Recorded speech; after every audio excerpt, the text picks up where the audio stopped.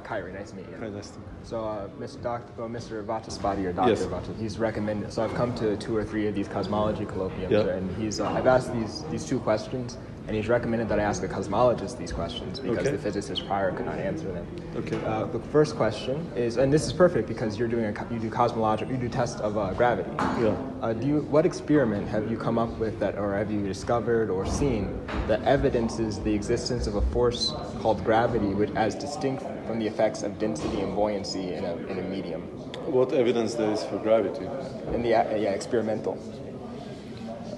As distinct from the effects of density and buoyancy in a medium. The fact that planets move around, lots of evidence. So I meant experimental evidence. So That's experiment. what's the independent variable in that experiment?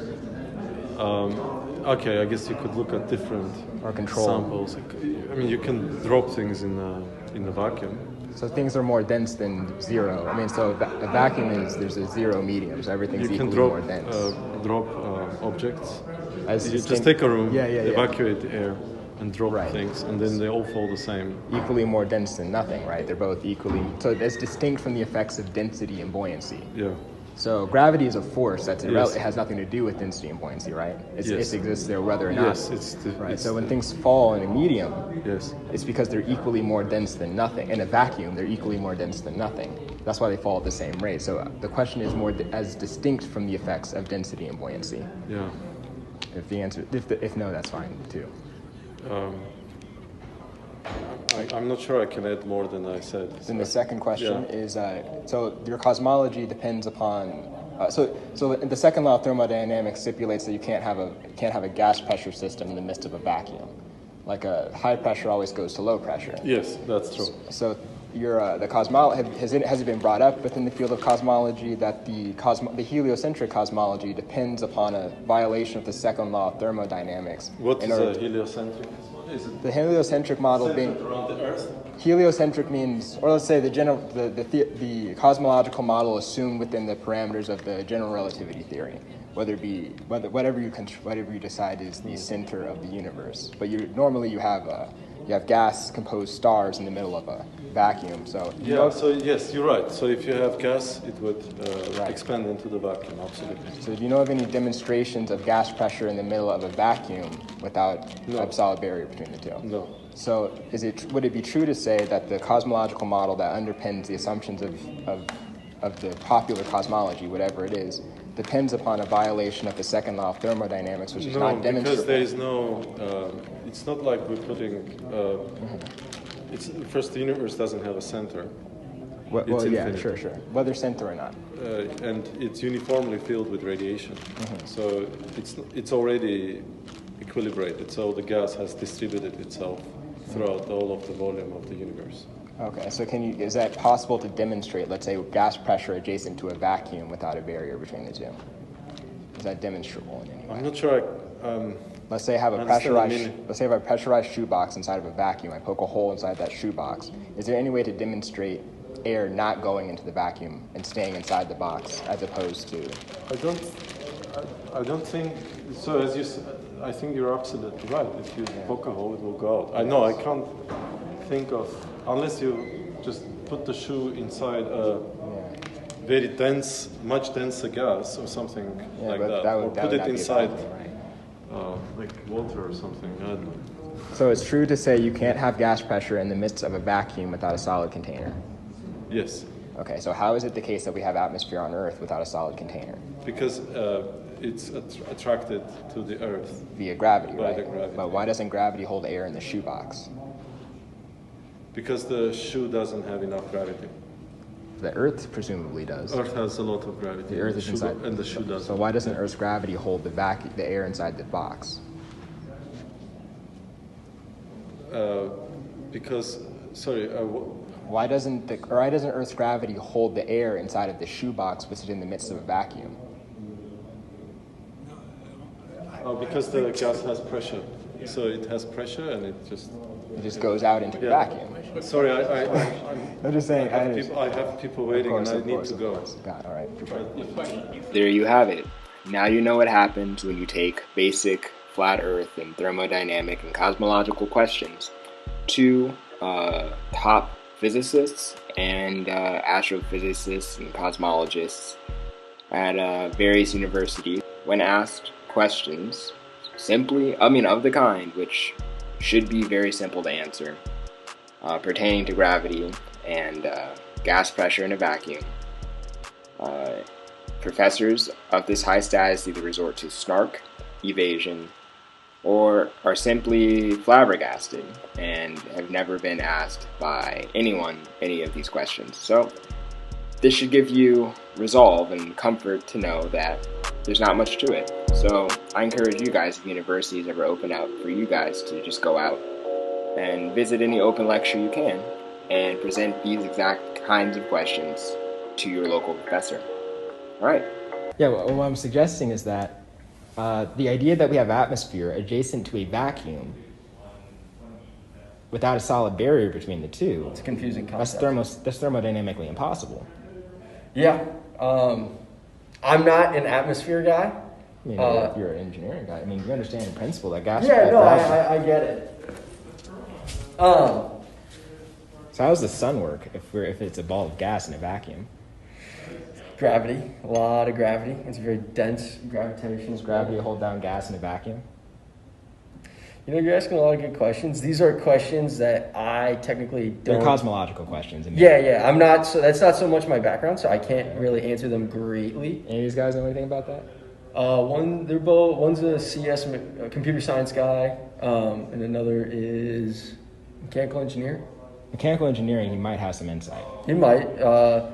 If you'd like to talk to him about it, you can ask him if you'd want to talk to him about it. But You're in mechanical engineering too? yeah, In any of your engineering projects, do you ever have to account for the rotation of the Earth?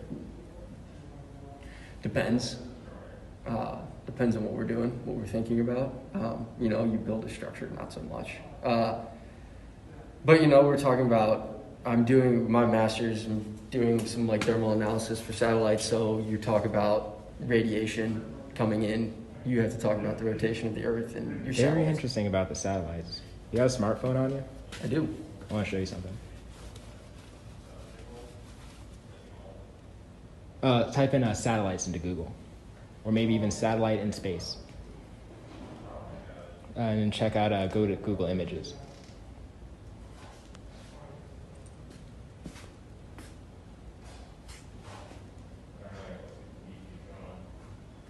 Yes, See how they're cartoons? I do. It's crazy. You know, satellites have been around since like the 70s, Yeah. and no one's been able to produce a photo of them. This is how I started looking into this. You know, I found this on. You can look up right now. Autonomous Space Agency Network is the first decentralized space agency ever created. We did the first protest in space with a balloon 100,000 feet. Yeah. And you know, the thing that hit me, as well, the thing that hit me, but not the other two, was that the Earth didn't rotate underneath the balloon at all. In fact, we launched it from like Prescott, and then it landed like south of Buckeye. There was no deviation to the east at all. I'm not from Arizona, so Okay, Prescott, Buckeye. We launched it a couple hours, like an hour north of here, and it landed an hour south of here. The Earth rotates west to east theoretically, right? Because the sun rises in the east, sets in the west. Sure. So the Earth is rotating west to east.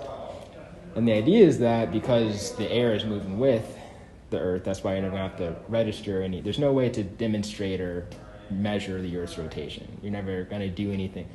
There's no scientific experiment that evidences the Earth is moving, is what I'm trying to say, with an independent variable and a dependent variable. And so the Earth, for all intents and purposes, is stationary. And that kind of hit me. I'm like, all right, well, if the Earth is spinning at 1,000 miles per hour west to east, given a 24,901 mile circumference, but no matter what you do, you're not going to be able to register that rotation. And as far as all engineering projects that anyone can do, but that any of us are ever going to do, the Earth is factually stationary. Well, like, what's up with that? Why is that the case? No, the Earth rotates. Yeah, people believe that, but I don't believe that anymore. You believe that? Yeah. What's the purpose of this project?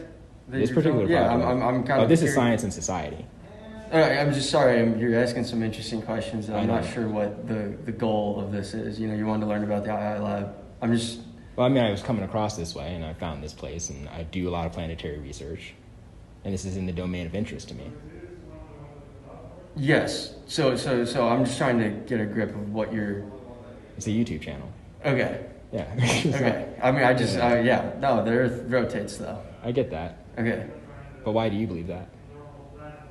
Because we have night and day. We're spinning because we have an orbit.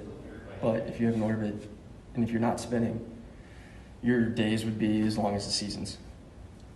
Okay, so that's a compelling list of hypotheses. Is there any experiment that you know of that evidence that the Earth is rotating at 1,000 miles an hour? I guess not. I don't know.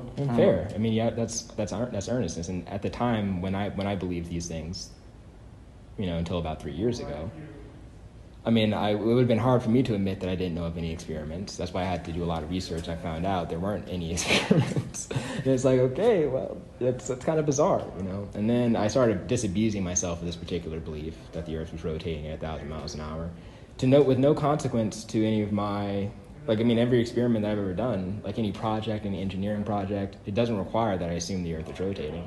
And in fact, if I don't even factor in the rotation of the Earth, the project is much simpler and ends up the same way, as if the Earth isn't rotating or orbiting the sun at 66,600 miles an hour. That's what we're supposed to believe. If I just assume the Earth isn't rotating the sun, that the Earth isn't orbiting the sun, and that it is just the sun that's moving, I end up with the same engineering outcomes, which is crazy. It's almost as if it's stationary. Yeah, but it's not. Why do you believe that? Because there's a lot of great minds who have gone before me and proven data. It's kind of like calculus, right? You use proven laws of thermodynamics and stuff. Do I go through the derivations of them every time? No, I accept them to be laws because hundreds of people have done that. So, yeah, the Earth rotates. The difference between the second law of thermodynamics, for example, and the theory that the Earth is rotating is that it's a law that I can demonstrate empirically by way of scientific experiment. It's not a hypothesis that if something is more dense than air, it's going to sink in the air. If something is less dense, it's going to float. Yes. That's not like the Earth rotates around the sun. That's just a theory, a model that I can test, and by way of experiment with an independent and dependent variable and a control, I can consistently confirm that that's what happens. But the premise that the Earth goes around the sun, there's nothing like that. You can't do that with the Earth going around the sun or rotating. In fact, every experiment you do is going to prove contrary-wise, which is the crazy thing. It's really crazy. Okay. Yeah. Sure. Yeah. Okay. I'm kind of getting lost with what your goal is here. You kind of asked to see about the lab I showed you. What I said was factual, though. Yeah. Okay. I'm kind of getting lost with what you're looking for here. Well, I'm doing a film project. Yeah, and that's great. I appreciate showing you around. I'm kind of lost with what the goal was. So I didn't. I really saw the interplanetary thing. I thought, okay, I'll just. Yeah. You dropped your head. Oh, thank you. I'll let you out this way so you don't go out the COVID door.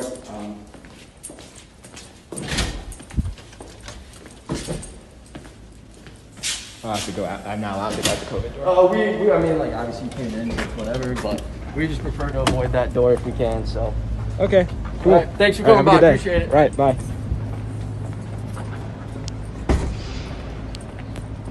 Woo, that was bad.